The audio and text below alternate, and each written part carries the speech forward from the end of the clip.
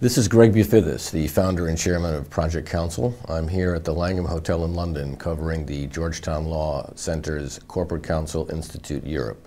It's the first time they've done the Institute overseas. My next guest is Edward Nalbantian, who is a partner with Jones Day, and he's also the co-head of Jones Day's banking and finance practice. Ed, I know you've had a heck of a schedule, and I really appreciate you being here. Thank you, Greg. It's a pleasure to be with you. You've covered so many things in that panel. I'm going to try to ask you a very basic question. What do you think right now is the top issue regarding the regulation of financial services? Well, there is so much going on right now in the regulation of financial services, as was covered in our panel, that I think probably if you kind of step back and look at all the activities, the critical thing is to ensure that whatever proposed or new regulation that comes into effect does so in a fashion that preserves and enhances liquidity in the financial markets.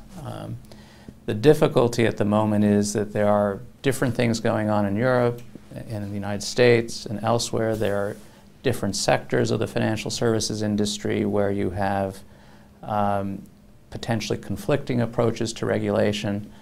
So these uncertainties will potentially create uncertainties in the markets themselves, which of course is not a good thing for recovery. It's not a good thing for financial services. So hopefully as the considerable work that's being done in these different areas, such as securitization, derivatives, the hedge fund industry, capital adequacy, overarching all of that, as work is done and there's greater clarity to the potential regulations in these areas, those regulations will come out in a fashion that has a degree of uniformity, a degree of certainty, but above all, in a way that allows banking and the financial services industry to kind of regroup and get on with providing liquidity to the economy, to the global economy.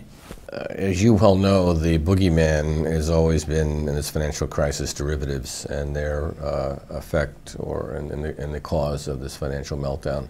How do you think the regulation of derivatives will shake out? Well, I think that the derivatives markets at present are are absorbing a lot of the criticism for underlying problems that exist in the economy. Derivatives do have an important role in economic activity. Certainly a degree of regulation that enhances transparency to derivatives, that allows the regulators to judge what exposures are, that potentially reduces complexity in transactions, could make some sense. But as a general matter, the derivatives markets have played an important role in the capital markets and in financial services.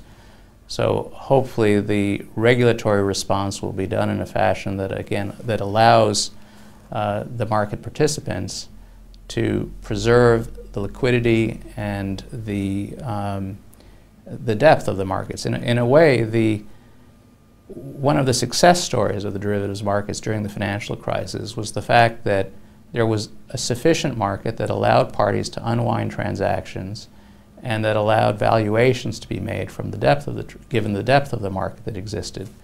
And I think the regulatory response is going to have to be cognizant to that effect, that fact, and to ensure that any new regulations that come into derivatives preserves the market and preserves that stability to the market. On a mechanical level, the derivatives transactions also worked effectively in terms of legal documentation. There has been a lot in the media and amongst experts regarding the situation where we're going to have some kind of a global cooperation amongst regulators, some global master plan for regulating financial services, etc. What do you think is going to happen with this? Well, certainly what we're seeing in the press recently has suggested that, if anything, there's been a divergence in approach, particularly in the United States and with Europe. Unfortunately, some of the regulatory responses we've been seeing in Europe also suggest, particularly in the alternative investment hedge fund area, have suggested a Fortress Europe approach. But even within Europe, there's been a divergence of views between the UK, France, and Germany that's been reported.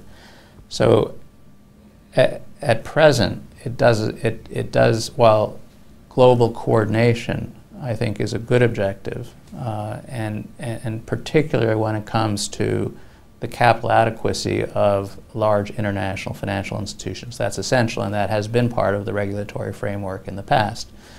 I think it makes a lot of sense for, as I think the U.S. Treasury's position has been, to continue to focus on strengthening the capital adequacy requirements of banks, and to do so through the Basel Committee on a coordinated international basis.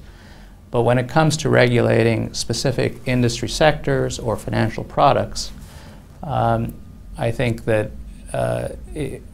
governments, while they should be trying to do this on a uniform basis, unfortunately doesn't seem to be going in that direction, which could potentially create some real inefficiencies in the market, and also could really hinder the revival of some of the markets which have been so essential to international finance. Ed, this 2 days has been obviously incredibly packed with things to do, and it's been an incredible networking event, and I just really appreciate you taking the time to chat with us today. It's been my pleasure. Thank you very much, Greg. Thank you.